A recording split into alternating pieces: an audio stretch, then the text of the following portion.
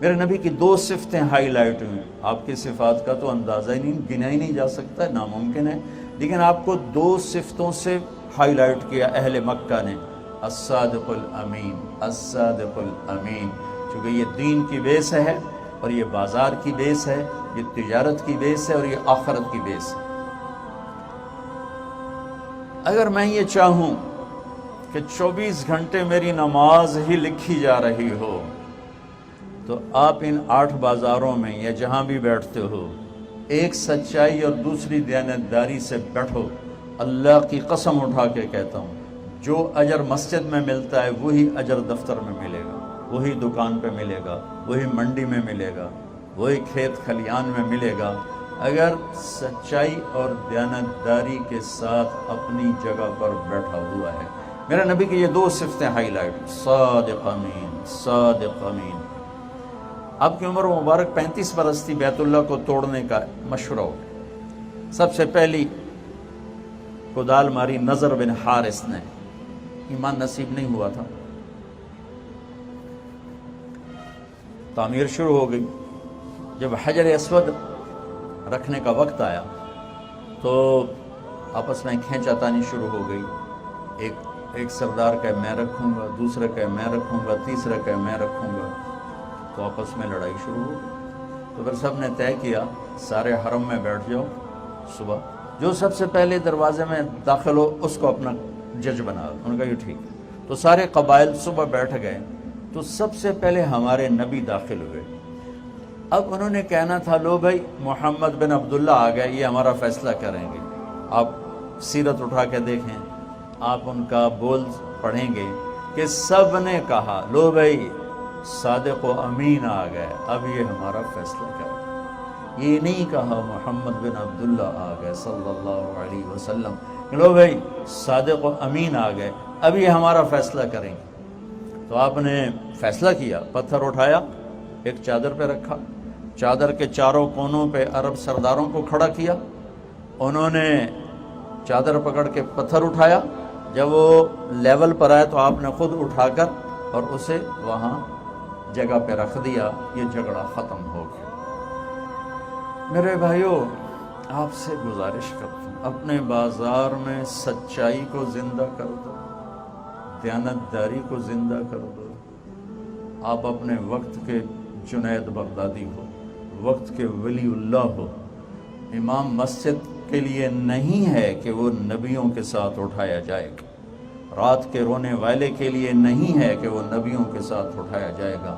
ان بازاروں میں بیٹھ کر سچ بولنے والا، سچ بولنے والا، ان بازاروں میں بیٹھ کر سچ بولنے والا، دیانتداری سے کام کرنے والا، دھوکے سے بچنے والا، جھوٹ سے بچنے والا، اس کے لیے میرے نبی کی بشارت ہے کہ اس کا حشر نبیوں کے ساتھ ہوگا. میرا امتحان نہیں، میرا نہیں ہوگا، آپ کا امتحان ہے. آپ کو اتنا ہی بڑی دولت دی جا رہی ہے. ایک طرف سچائی ہے، ایک طرف جھوٹ ہے. سچائی میں تھوڑا نظر آتا ہے، جھوٹ میں زیادہ نظر آتا ہے. کھرے میں تھوڑا نظر آتا ہے، کھوٹ میں زیادہ نظر آتا ہے، ہیرا پھیری میں زیادہ نظر آتا ہے، دیانتداری میں کم نظر آتا ہے. یہی تو الحمدللہ رب العالمین کا پیپر آ جاتا ہے کہ اللہ نے پہلا سبق دیا کہ پالنے والا اللہ ہے، دینے والا اللہ ہے. بلا وہو الخلاق العلیم، بہت بڑا بنانے والا، ساری مخلوق کا علم جاننے والا. وما من دابۃ فی الارض الا علی اللہ رزقها، ساری کائنات میں رینگنے، اڑنے، تیرنے، چھپنے، ڈسنے، دھاڑنے، پھاڑنے، چنگھاڑنے والوں کا رزق اللہ کہتا ہے تیرے رب کے پاس ہے، تیرے رب کے ذمے ہے. وفی السماء رزقکم وما توعدون، تیرا رزق آسمان سے اترتا ہے. یہاں مسلم اور غیر مسلم میں فرق ہو جاتا ہے کہ وہ جب کرسی پر بیٹھتا ہے تو کہتا ہے رازق اللہ ہے، اور جب اللہ کا منکر بیٹھتا ہے تو کہتا ہے پیسہ آئے گا تو کوئی کام بنے گا. جو لا الہ الا اللہ پہ بیٹھتا ہے وہ کہتا ہے رزق اوپر سے آتا ہے، یہاں سے نہیں آتا. یہ تو نظر آنے والی شکلیں ہیں، خزانے اللہ کے پاس ہیں. اور اللہ کا وعدہ ہے من یتق اللہ یجعل لہ مخرج ویرزقہ من حیث لا یحتسب. تم تقوی اختیار کرو. یہاں کا تقوی کیا ہے؟ بازار کا تقوی کیا ہے؟ سچ بولو. بازار کا تقوی کیا ہے؟ صحیح تولو. بازار کا تقوی کیا ہے؟ وعدہ خلافی نہ کرو. بازار کا تقوی کیا ہے؟ ہیرا پھیری نہ کرو، کھوٹ نہ کرو، ملاوٹ نہ کرو، وعدے سے مت پھرو۔ تو اللہ تعالیٰ کہتا ہے کہ میں تجھے کافی ہوں اور تجھے وہاں سے رزق پہنچاؤں گا جہاں سے وہم و گمان بھی نہیں، جہاں سے تیرا خواب و خیال بھی نہیں، تجھے وہاں سے رزق آئے گا۔ تو سچائی اور دیانتداری پر آنے کے لیے ایک پیچھے ذہن چاہیے، وہ ہے اللہ کا رب ہونا، اور وہ ہے محمد مصطفیٰ صلی اللہ علیہ وسلم کے طریقوں میں عزت اور کامیابی کو دیکھنا۔ جب تک اللہ رسول کی عظمت دل میں نہیں اترتی، میرے صادق امین کے فضائل بیان کرنے سے گاڑی آگے نہیں چلے گی، چونکہ جب تک میں کسی کو بڑا نہیں مانتا تو میں اس کے کہنے کو بھی بڑائی نہیں دیتا۔ حکم کی عظمت تب آتی ہے جب حاکم کی عظمت ہو۔ عبد الخالق صاحب یہاں رہے اے ایس پی، پھر وہ پروموٹ ہو گئے ایس پی، پھر ایس ایس پی کوئٹہ تھے۔ انہوں نے 4 مہینے شروع کیے تبلیغ میں، دوستی لگی اس سے، اللہ نے ان کو توفیق۔ ان کی جماعت آئی ہوئی تھی، یہ جو ادھر مسجد ہے، تو اس وقت یہاں ظفر عباس لک ہوتا تھا ایس ایس پی، وہ میرا روم میٹ بھی تھا اور ہاسٹل فیلو بھی تھا، 1 سال مجھ سے پیچھے تھا، لیکن ہم ایک ہی کمرے میں رہتے تھے تو بڑا تعلق تھا۔ تو میں نے عبد الخالق سے کہا کہ چلو میں تمہیں اس سے ملاؤں، اس نے کہا میرا بیچ میٹ ہے۔ میں نے کہا چلو، تو ہم پیدل ہی چل پڑے۔